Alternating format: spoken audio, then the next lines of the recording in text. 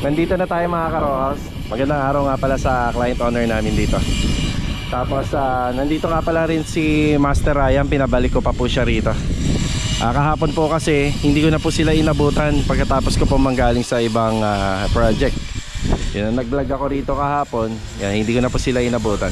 Yan, meron pa ako mga ilan pang tinuro. Pare, maraming salamat sa serbisyo ha pare. Thank you. Salamat. Baka meron ka masasabi kila client owner pare. Shout out. Thank you madam sa tiwala. Ayun. Okay pare, ingat ha. Thank you ulit. Maraming salamat. Thank you, thank you. Ito na ba? Okay pre, ingat ha. Thank you. Salamat. Bali mga karos, mag-umpisa na po tayong mag-vlog for turnover na. Pero syempre, may kasabay na po na nagre-retouch at saka general cleaning. Bali mamayang hapon, syempre isushoot po natin yung bahay ng malinis na pang turnover na. Yan, bago pala tayo mag-umpisa, kanina si Master Ryan nandito. Tapos meron din po palang ano rito, yung installer and yung naging supplier po ng aircon. Naging kasama rin po yun sa mga back job kahapon. Kaso nga lang ngayon sila available. Bali yung isang unit ng aircon dito, gumagana siya pero hindi lumalamig. Pero yan, naka-schedule na sa kanila kasi under warranty naman po yun. Okay, bago tayo mag-umpisa, yung bahay nga pala, meron siyang 100 square meter lot area. So ibig sabihin, simula rito sa harapan, dito sa gilid hanggang dun sa likod, 100 square meter po siya. Tapos yung floor area na naka-build na bahay, yung existing na bahay, hindi pa kasama yung naging extension niya is 80 square meter naman. So 40 rito sa baba, then 40 dun sa taas. Bali, umpisahan natin sa mga naging scope ng trabaho. Una, yung structural finish natin. Bali, kami yung gumawa ng extension nito sa harap. Tapos kami rin po yung gumawa dito sa corner area. Tapos kami rin po yung gumawa dun sa may back extension area. Bali, yung sa may back extension area, according sa sukat sa plano, bali 4 meter by 8 meters po siya. Yung 4 by 8 meters. Yan po yung ginawa namin sa extension. Tapos sa renovation naman, gumawa po kami rito. Unang-una yung bubong. Yung una, nirenovate namin yung bubong na yan. Hindi yan yung original na bubong. Dos Aguas pa rin siya. Tapos tiles pan yung yero. Tapos dito naman Spanish gutter yung harapan. Ang nangyari na po rito is Banawi type gutter na at saka long span. Tapos naglagay kami rito ng mga flashing na gawa po sa stainless. Tapos kami rin po yung gumawa ng partition renovation nito, ceiling works, tapos overall paint, overall tiles, finishing carpentry. Yan po yung mga makikita rito. Yan, overall paint and general cleaning. Tapos ang mga pumasok na yung mga trabaho po rito, bali yung glass and aluminum kila Master Batang, sa Riris Company para dun sa curtain, tapos yung naging supplier po nila ng aircon and installer. Ayan po yung mga pumasok na trabaho rito. Aside doon, kami rin yung gumawa ng mga gate. Yung gate, so bali may 2-door gate to para sa garahe, sa carport. May single entrance gate. At saka meron pong mga window grills bawat bintana. At saka sa lanay is yung door grill. Yan, bali hinto ko muna yung vlog kasi kakausapin ko pa yung mga installer na pumunta po rito para dun sa aircon, yung pinaka back job nila. Itatanong muna natin kung ano yung magiging resulta. Bali kung sakaling hindi mo magagawa ngayong araw, sila client owner na po yung harap sa kanila pag dito na po nakatira. Bali ginawa nga pala namin tong bahay 10 months ago na. So nag-umpisa kami rito 2005. So 2006 na tayo. So bilangin nyo na lang pa-atras yan, 10 months ago. Tapos yung una kaming bumisita rito para sa ocular is 11 months ago na. So after 1 month ginawa namin yung bahay. After namin ma-ocular, pinasyalan namin to. Ito nga po pala yung video, balikan nyo na lang po kasi hindi na po ako nakagawa ng before and after. So balikan nyo po yung video kung ano yung itsura po ng bahay bago namin po ni-renovate. So ito po yung video na yun. Yan, pakibalikan na lang. Dito rin po sa YouTube channel mapapanood. Siya nga pala kung bakit inabot kami ng 10 buwan dito. Ang finishing nito 5 to 6 months lang ho talaga. According sa bilang ng manpower na enough lang po sa ganito kalaking bahay. So 5 to 6 months. Ang istorya po niyan, hindi po nagmadali si client. Kumbaga pinaka deadline niya ngayong 4th week ng March 2026. Kaya nagkaroon pa po kami ng pagkakataon na tumanggap pa ng ibang mga project sa ibang lugar pa. So advantage yun sa Lienaki Builders kasi pag hindi nagmamadali sila client owner, makakakuha pa tayo ng iba pang trabaho or ng iba pang mga nakaline na pwede pa po natin gawin. So yan po yung istorya niya. So huwag kayong magtaka kung bakit tumagal ng 10 months yung renovation, pero same lang naman po yung binayad sa amin. Tumagal man o bumilis, same lang yung binayad. So kung ano yung napag-usapan na kontrata, yun lang din naman po. So hindi naman po nadagdagan. Kung meron nadagdag na trabaho dito, ayun po yung tinatawag na window grills. So hindi ko kasama sa amin yan, yung mga window grills. So inano po namin yan, hinuli namin. Tapos yun doon sa mga nag-aluminum, meron din po silang una na pag-usapan. Tapos may nadagdag na lang na trabaho kasi pwede naman pong ihabol yan kapag habang ongoing yung renovation. Ayan, okay na tayo rito muna. Kakausapin ko muna yung mga installer ko anong magiging resulta ng pagpunta nila ngayon para mai-report ko muna kay client. Mga boss, maraming salamat. Thank you. Thank you ho, salamat. Ingat po kayo. Ingat. Okay, bali, yun nga nga balita. So, aminin ko, meron din po kaming pagkukulang dito na mas matagal na po sanang na-report na may problema yung outdoor unit ng aircon. Hindi na po bago to sa experience ko kasi dati din may mga naging ongoing project ako na ayun nga, pagka naikabit sa una lumalamig. Pero sa renovation po kasi ipinagbabawal ko po talaga na buksan yung mga aircon na yan. Kaya hindi rin po talaga masisisi na ngayon lang po namin talaga din na-inspect na bakit hindi siya lumalamig. Gumagana po siya pero yung compressor hindi po siya umiikot. Ayun. Kung mas na-report sana namin ng mas maaga, mas maaga sanang maayos. Yan, meron pa naman pong gaganapin dito sa Saturday. Kaya kailangan po lumalamig po yung aircon dito sa living area. Yung all goods po, yung mga kwarto na meron pong aircon unit or okay po siya, lumalamig po lahat. Dito lang naging problema.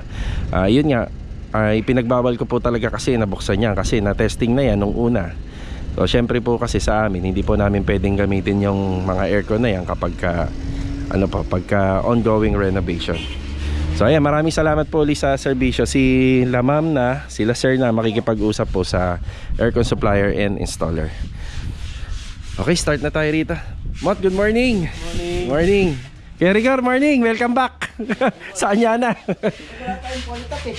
Polytop kailangan mo. O sige, ano tayo? Sige, meron tayo dyan sa hardware. Sa hardware nga, tatakbo tayo. Wait lang. Louie, morning Louie. Good morning. So ito po isa general cleaning na. So kahapon inayos ni Louie yung mga dapat ayusin dito. Ngayon linis na kasi okay na. Ganyan lang naman sa renovation mga karowas. Tapos dito simula ngayong umaga hanggang hapon nandito po tayo. Ayan, punch list na to for turnover na. Meron pa akong mga pinaayos dito kaya nandito po yung masilyador natin. Tapos okay na po tayo rito. Ang mga inayos ni Master Ryan po rito isa itong gawa po nila kahapon. Kumbaga may nakaligtas pa sa kanila pero sa akin po kasi yun, may nakita pa ako. May nakita pa po kung dapat na lagyan ng mga sealant. So sa nag-aluminum po mga karohaus, napakalaking factor po or bagay ng silicone sealant. So sa sa paggawa po ng mga finishing carpentry cabinet na gawa sa kahoy, masilya po ang nagdadala. So dito rin, silicone sealant ang nagdadala. Kaya kailangan po lahat yan sarado. Pagka sa pagmamasilya, sarado batak masilya, ganun din po sa aluminum. Tapos dito, sa taas, ayan, may mga punch list pa ako dyan. Pero ngayong araw na to, tapos to. Yan na. So ito yung panglaban natin, si Master Dindo. Good morning! Good morning! Good morning kay Master Dindo. So ayan, meron din akong punch list dito. At saka dito banda. So ayan na, naayos na. Yan, pati rito. So nagbigay ng punch list si ma'am. So natapos na namin lahat yon. Ako naman. Grabe rito. Buti hindi kayo nananawa sa akin, kuya. Okay lang yan, sir. Kasama sa natin sa trabaho. Ayan, bali dito po kasi sinabi ko sa vlog ko na hindi nakakahiya yung maraming nakikita pagkatapos ng renovation. Uulitin ko lang, part yon ng trabaho. Kung wala yung mga punch list na to, hindi magiging maganda at maayos yung gawa. So kasama po yan. Tapos dito, meron din akong punch list dito kung bakit may nakapwestong tao rito banda. Yan, meron nga kailangan si Kuya Rigor. Yan, pupunta muna ako ng hardware. Bali, konti lang naman yung magagamit doon. Magagamit naman namin sa ibang project kapag sumobra rito. Yan, halos okay na po ako rito mga karohas. Bali, hihintayin na lang po natin na matapos kami rito para pag nag-final shoot ako mamaya, malinis na. Ayan, malinis na. Addition lang ako ng 1 litro flat latex. 1 litro, flat latex. Pero pa naman dyan, kaya lang. Yung ginagawa nila doon, kailangan nila. Sige. Okay, bali sa ngayon, lalabas muna ako. Maya, mga ilang oras lang, break time na. So, konti na lang po to sa project namin. Yan. Lahat na nakikita nyo ngayon sa vlog is a part po yan ng renovation. So, kahit sabihin namin na last day na kami ngayon, yan, mas importante po yung pinaka last day. Yan po. Kasi sa last day, syempre, kailangan halos wala na pong maiiwan. Ika nga, wala naman pong perfecto talaga na gawa, pero iiwanan natin yung bahay na walang problema, maayos at saka malinis. Kuya, yun lang, no? Wala ka na iba papahabol? Ay, 1 litro daw. Sige. Okay. Dalawang, sukat? Uno? Sige, 2. Okay na tayo dito sa hardware. Maliliit na detalye na materyales na naman yan for finishing. Yan, kung yung matitira naman dyan, pwede natin gamitin na yan sa ibang project. Tara, nakabalik na ulit tayo rito. What kaya? Tara.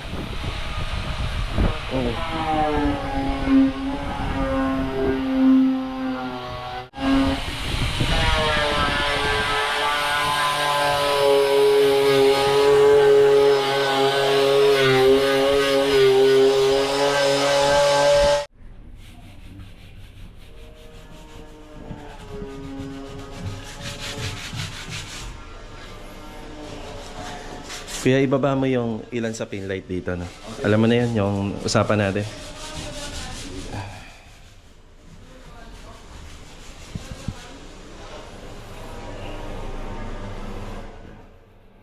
Yung dito banda, madalas makalimutan to yun.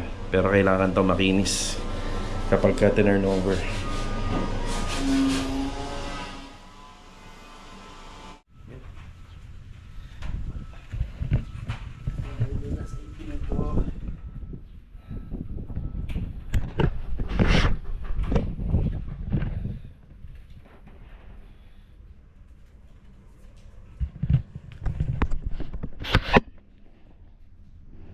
Bali si Kuya doon nagpo-focus sa taas. Yan, pinababa ko muna sila ni Louie rito.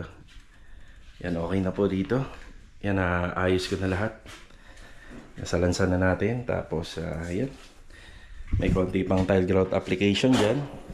In-unbox ko na rin yung mga utensils nila client. Yung arrangement nga pala ng mga rito, yung mga appliances. Ako na nag-arrange pero sila nang bahala pagka nandito na sila.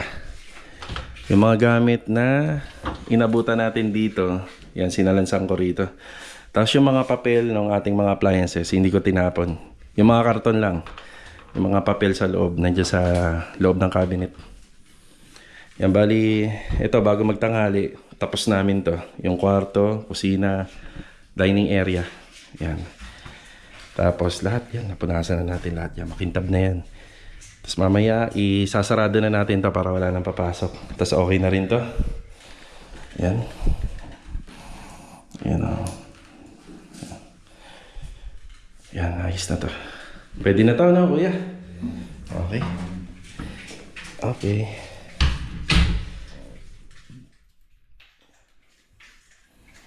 Kasyang-kasya talaga si Louie rin, no? Kasyang-kasya ka talaga.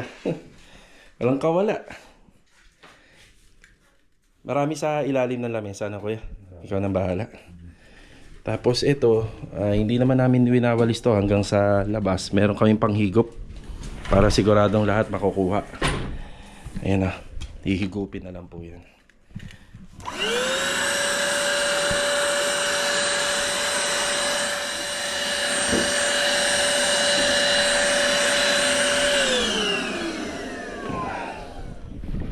tayo. Tanghali na. Yan, matatapos na tayo. Yeah. Kain pa. Start na po tayo. Ayan. Bali, update na. So sa finish project natin, halos tapos na rin po yung buong tropa rito. Itong bahay nga po pala na to is Maxine unit na merong 100 square meter lot area, then 80 square meter floor area. Yun yung up and down na inabutan natin dito. Meron siyang 4 bedroom, pero depende nila kay client kung gagamitin talaga nila para sa bed space. Tapos meron siyang 3 toilet and bath, bar counter, tapos may outdoor kitchen. Tara, silipin natin. Ito na yung finish ng bahay mga karohas. Nagpapasalamat muna ako kila client owner sa tiwala. Ayan, natapos na po natin. At sa lahat ng bumubuo ng Lienaki Builders, maraming salamat. At saka sa mga naging part ng renovation dito. Syempre sa glass and aluminum, sa aircon, sa curtain, at marami pang iba. Okay, bali ito yung harapan ng bahay. Halos tapos na siya. Yan, retouching. Napaka-smooth ng finish. Naipakita na po namin sa vlog to na napakaganda rito kapag tuwing gabi. Ayan, kung gusto nyong balikan at makita to, kasi hindi na ho kami pupunta rito ng gabi pa. Halos yung working permit namin hanggang ngayon na lang po, ngayong araw. So balikan nyo po tong video na to dito rin sa YouTube channel. Makikita nyo kung gaano kaganda yung bahay na to kapag kagabi. Yun o. Yung ginamit namin na tiles dito is 30 by 60. Tapos yung materials na ginamit namin dito sa framing ng gate and fence grills is 2 by 2 tubular. Tapos yung pinaka bracing nya is 1 by 2. Sa last part ng video mga karosi, papakita ko yung mga perspective nitong bahay. Yan, papakita at i-share natin dito. Tapos ito naman po is sa cladding is 60 by 120. Yung mga materials na yan binili po namin sa Wilcon dito sa May Kawit. Tapos yung canopy fence natin, yung concrete po yan. Yan sagad po yung pinaka tiles niya. Pagdating naman po doon is pinturado na lang po. So black, gray, yan yung combination. Pagdating dito sa service entrance, may drainage tayo rito. Tapos dito rin sa carport, yan meron. 40 by 40 naman yung ginamit namin mga tiles dito, na mga matte finish na tiles. Ito medyo rough kasi nasa carport area. Yan, banggitin ko na lang yung mga CCTV meron tong bahay na to syempre. So hindi ko na i-detalye pa. Tapos tinago namin dito yung kable ng internet papasok po dito sa TV console. So syempre kapag TV console, yan, minsan nandyan yung linya ng mga internet. Service area, meron tayo rito, service faucet. Syempre may floor drain, may catch basin. Makikita nyo, ang original na downspout nyan, sagad yan hanggang dito. Para maging malinis, tingnan siya, hindi uusli yung tubo. Yan, pinasok namin dito sa gilid. Tapos nilaro na lang namin para hindi siya nakikita. Yan, medyo lumaki yung bintana rito. Explain ko na lang pag nasa loob tayo. Sa Maxine unit kasi, meron niya mga parang deco stone dito sa gitna na parang yung design niya nakapa-arco. Pwede naman pong palitan natin ng ganitong design lang, di ba? Ang paint na ginamit natin dito, ayan, babanggitin ko naman mamaya. Bali, kung ano yung paint na ginamit dito sa labas at sa loob. Yan, iisa lang, semi-gloss. Tapos yung sa balcony sa Maxine, hindi ho ganyan po yung pinaka-balcony. Yan. Yung sa cantilever niya, additional na lang po yun. So sumagad po dun hanggang dun sa may bintana sa taas. Kaya mukha siya naging mahaba. Syempre yung ceiling ginamitan natin ng PVC panel. Yan, naka-screen door din. Screen door. Tapos dito sa carport, ito po ay gawa po sa tubular roofing framing. Tapos naka long span roofing. Yan, tapos naka PVC panel at naglagay tayo ng mga ilaw na pin light. Yan o. Tapos ito yung parang pinakalanay natin. Hindi ito yung original sa Maxine. Bali, meron po siyang window lang dito. Then, pina-demolish ni client at nagpalagay ng sliding door. Diba? Napakalakas ng hangin dito sa project. Tapos outdoor kitchen. Ayan o. Ang linis nung lababo. Ginawa to ni Louie. Ang galing o. Tapos ito nga po palang granite na to. Hindi na pinakabit nila client kasi yung indoor na kitchen dito. Sa turnover kasi, itong likod na to, merong dyan, counter slab. Tapos ito sana yung ilalagay. Ngayon, hindi na nila pinakabit. Dito na po pinakabit sa amin nila client. Medyo nagkamali lang si client sa pagbili ng ano rito, lutuan, masyadong makapal, no? Medyo malaki. Pero gagawa na lang daw nila ng paraan kung saan nila pwedeng gamitin. Dapat nga medyo mababa lang.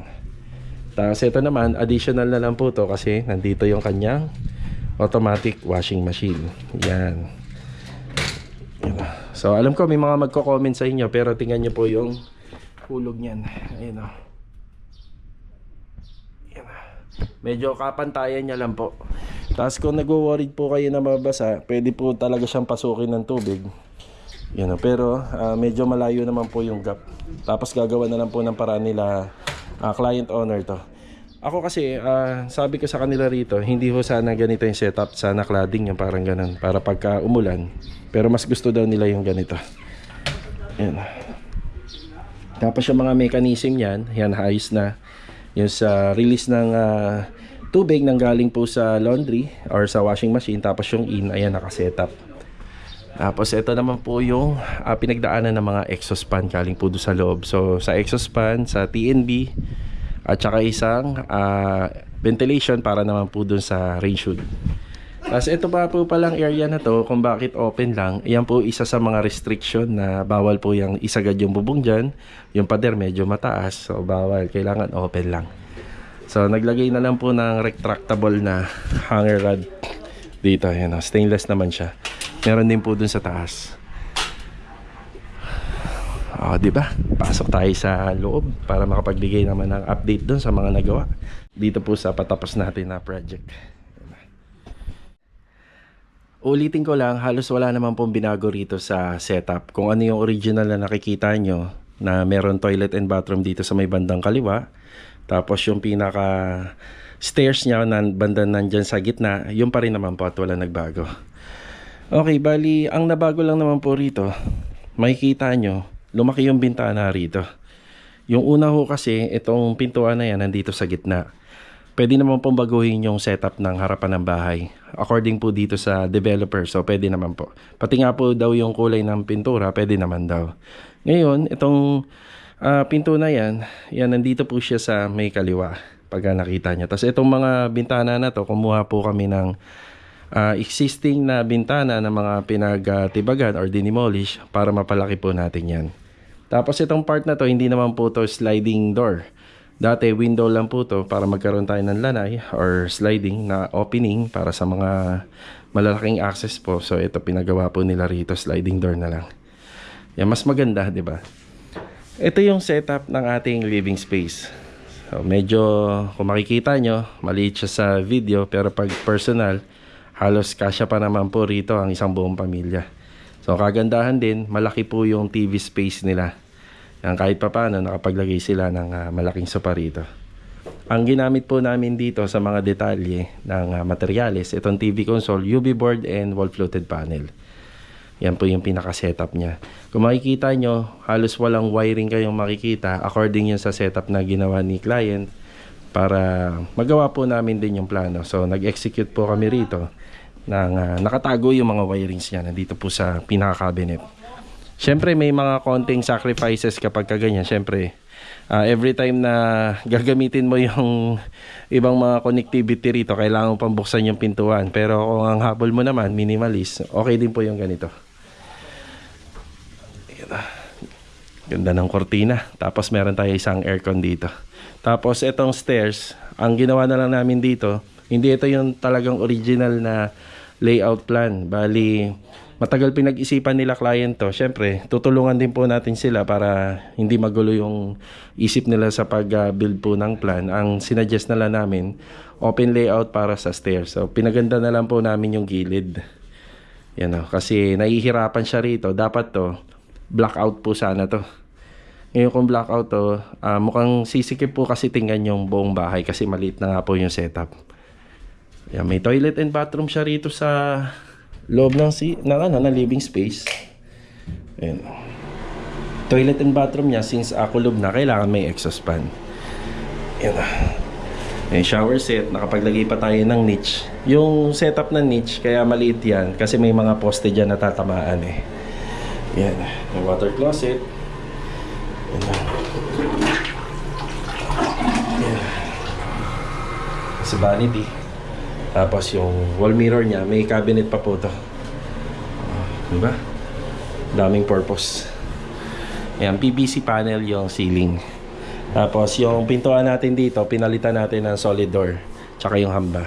Tapos lahat ng pintuan na makikita nyo sa loob ng bahay, naka natural varnish. Ayan yung floor tiles. Combination niya is yung beige at tsaka yung gray. Ganda, di ba? Tapos yung nakikita nyo rito, ayan, naka-open pa yan. So naka-hidden door yan. Tapos syempre merong ilaw rito. Di ba? Para kahit pa paano, maliwanag kasi nagsilbing storage na to. Halos wala ka na pong makikita dyan pag pumasok ka. Yan.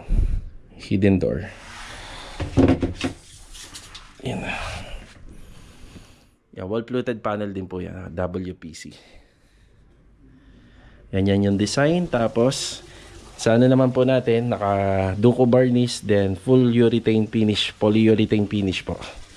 Yan para tumagal yung buhay kasi lagi yung inaapakan. Tapos itong makikita nyo part na to, may isang pintuan lang to palabas ng back extension. So kami yung gumawa nito, yung back extension. Ito yung old structure na up and down ni Maxine. So ito yung sakop ng 80 square meter. Tapos ang sukat naman dito nga is nasa 4 meters by 6 meters to. Itong ginawa naman namin extension dito na nakapropose dito sa floor area. So ito nilakayan namin yung demolition niya para magkaroon ng wide expansion. Pagpasok natin, dining area.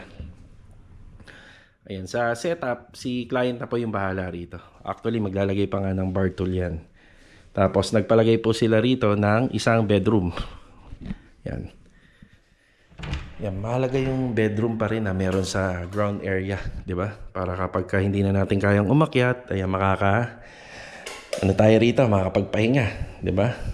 May bedroom dito. Tapos, siyempre, may aircon.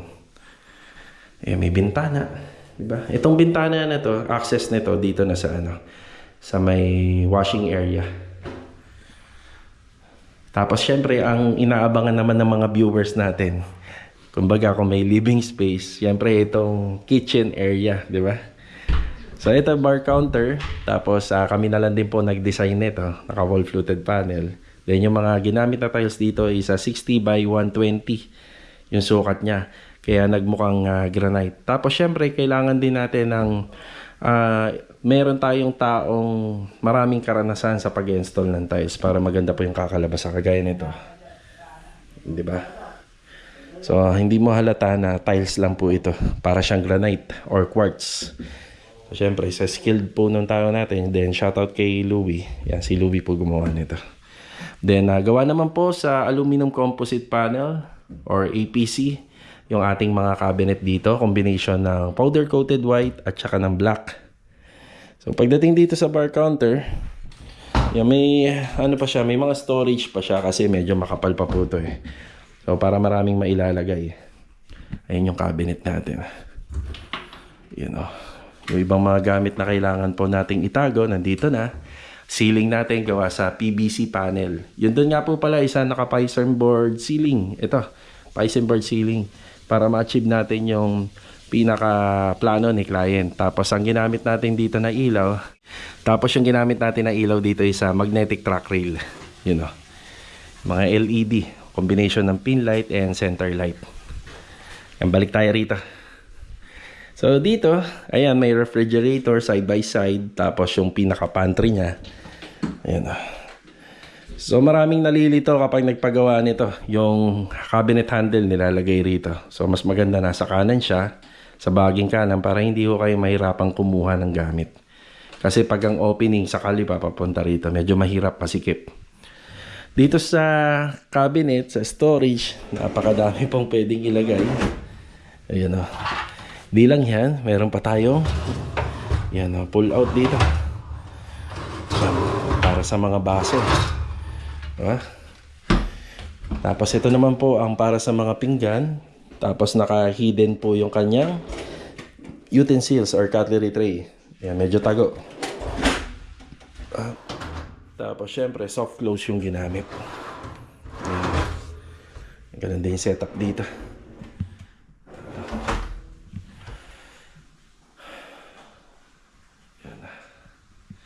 Yan, mga appliances ni client. Yan, okay na yan. Inunbox ko na. Tapos, tinesting na po natin lahat yan. Range hood. Digital. Lakas din makasosyal ng digital, no? Diba? Parang nasa modern na panahon na talaga tayo. As ito yung cooktop niya, isang induction. Yan.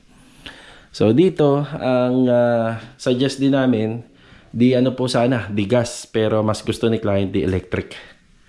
Yan, naka-induction. Tapos, another utensils dito. Yung cutlery tray. Tapos, dito yung pinaka-oven niya. Yung oven. Testing natin. Yan, o.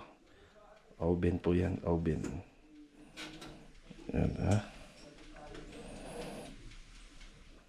Okay. Yes. Tapos, ano pa? Meron pang mga, yan o, mga drawer dito. Napakadami po. Mga drawer, yan o. Yan. Napakadaming lagayan. Cabinet. Piano. So, piano sink. Ayan. Ha?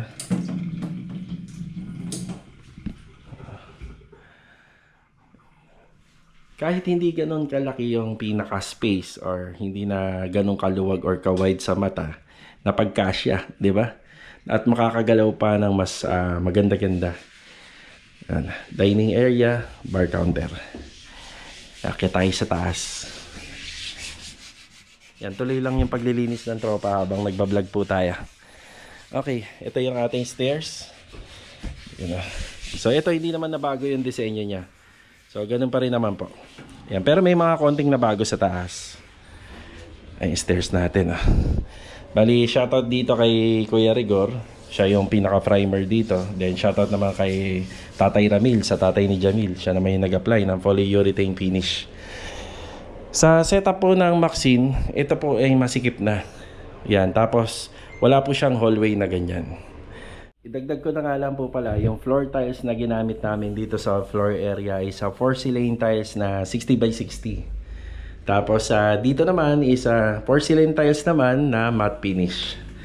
So ang unang plano dito, yung mga planks na tiles. Pero ano po kasi yun, sobrang mahal niya. Sobrang mahal. Pero sa 60 by 60 naman na tiles na porcelain na matte finish, nakuha niya naman yung gusto niya kahit papaano. So ito, nakasave po yung client natin dito. Ayan yung pendant light, nagpalagay po sila. Hindi ko pala nababanggit yung color paint na ginamit, outside and inside. Yung Mystic by Davis. Ayan, Mystic by Davis. Yan, madali nyo pa yan makikita. Search nyo lang, Mystic. Tapos MSC by Davis. Pag sinabing MSC, semi-gloss. Dito muna tayo sa toilet and bathroom. So ayan nga yung mga pintuan. So varnish finish po to, natural varnish. So pagdating dito, alam naman natin itong part ng area na to may bintana dito nung una. Since syempre ginawa na namin yung pinaka second floor ng back extension.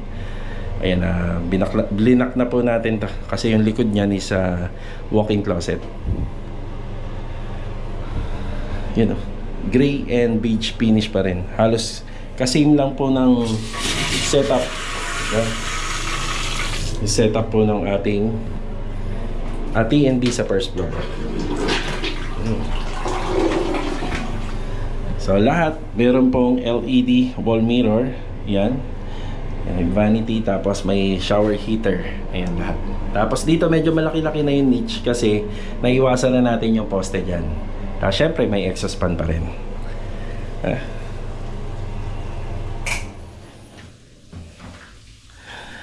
So dito nahirapan din si client owner sa design. Dapat ang original na design nito, yan medyo meron po sanang ano rito.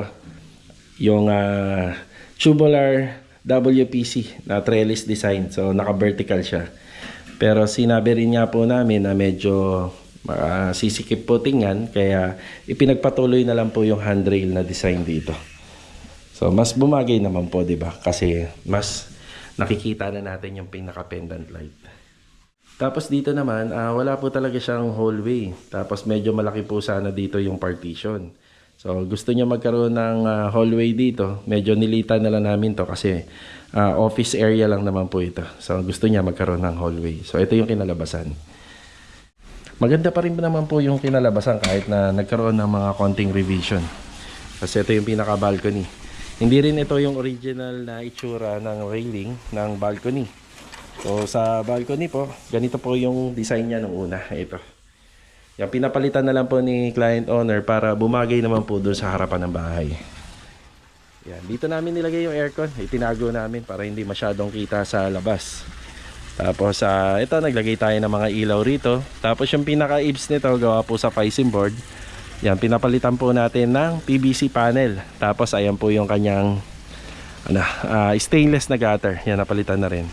So gawa po sa bubong or long span roofing, itong ating carport roofing. Hanggang doon po yan sa may laundry area. Tapos ito po, isa may access tayo para kapag si client owner o yung magme-maintenance, hindi po mahihirapan pumunta po rito sa may bubong. Yan na, di ba?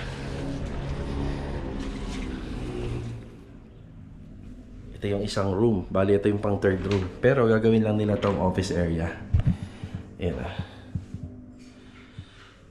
Kaya nagkaroon ng disenyo dito. Sumobra tayo ng UV board at saka wall fluted panel. Ngayon, nagsuggest na lang kami kung saan mas maganda ilagay. Napili ni client dito na lang. So, walang masasayang na kahit na sumobra sa materyales. Yan ito. Yan o. Aba? Ang ganda naman ng office table nila. Pag gusto nilang i-adjust pataas, pababa, madali na lang. Nice. Tapos yung mga nga pala natin, lahat ng pinto may magnetic lock. You know. Ang purpose kasi niya magnetic lock na yan, dito po kasi sa Anyana, Bel Air East project namin, pag nakabukas yung mga bintana, sobrang lakas ng hangin. Yan, sobrang lakas ng hangin po. Kaya, dati ho kasi, simpleng, ano lang po siya, simpleng door stopper.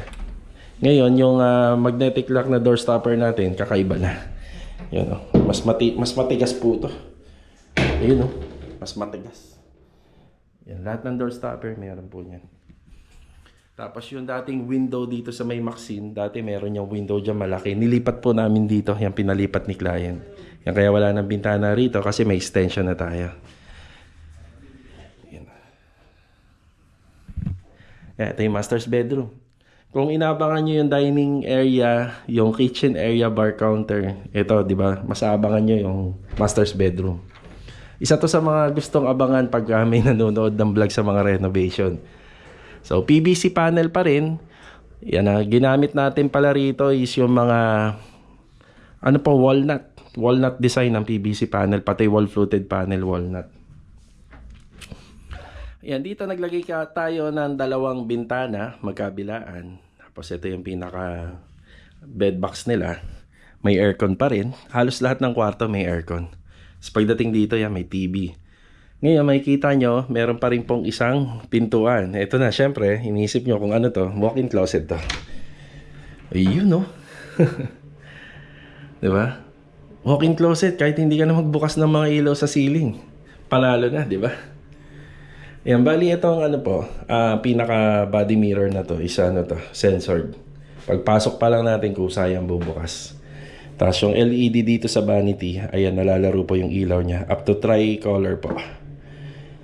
Yan, buksan na natin yung ilaw. Yun. Sa walk-in closet natin.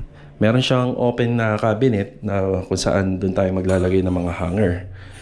Ayan, pati sa baba. So, pwedeng mas mataas yung part na to kasi ito is para sa mga t-shirt, long sleeve, polo. Pagdating naman dito yung mga shorts and pants. Yan dito. Tapos may open tayo rito sa kabila. So, halos same lang ang setup.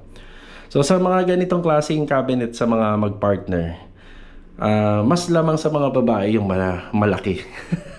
Di ba? Ayan o. So mas malaki para sa mga babae talaga. Kaya tayong mga lalaki, mas masinop tayo sa mga gamit. Kasi magkakasya lang tayo sa sa konting lagayan ng mga cabinet, di ba? Ayan o, magkakasya lang po tayo. Ayan.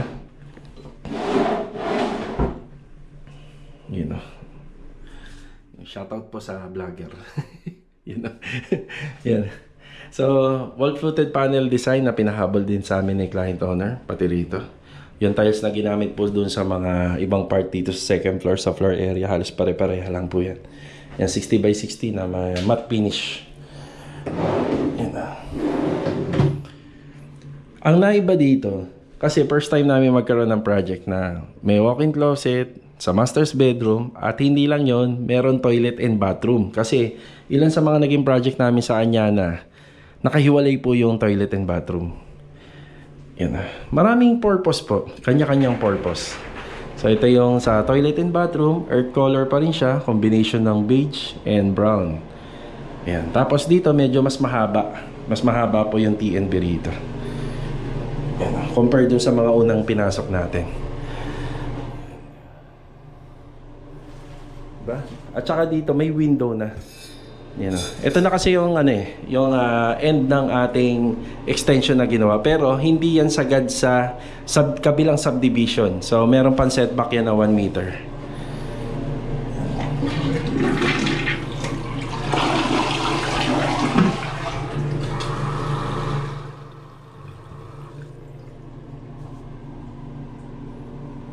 Mukhang kailangan ko na mag-diet Tumataba na yung pisngi natin. Ay, lalakas ka talaga kumain kapag nagre-renovate ka ng bahay. Sa stress, di ba? Ayan mga ka-row house, ito yung update. At saka ito yung update sa finish project natin dito sa Anyana Bel-Air East project. Yun o.